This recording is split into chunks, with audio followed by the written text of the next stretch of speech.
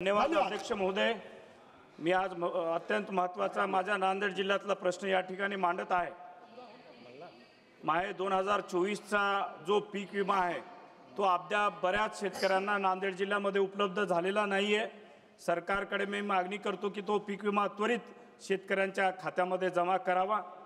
मागच्या 1.5 महिन्यापूर्वी नांदेड जिल्ह्यामध्ये केळी पिकाचं बरंच नुकसान झालेलं आहे। आमचा केळी उत्पादक शेतकरी त्या ठिकाणी बरंच त्यांचं नुकसान झाल्यामुळं आणि कंपनीनं केळी पीक विमा मंजूर केला नाही। त्यामुळे मी आपल्या सरकारच्या माध्यमातून मागणी करतो की नांदेड जिल्ह्यामध्ये एक ऑटोमॅटिक वेदर स्टेशन त्या ठिकाणी उभारावं।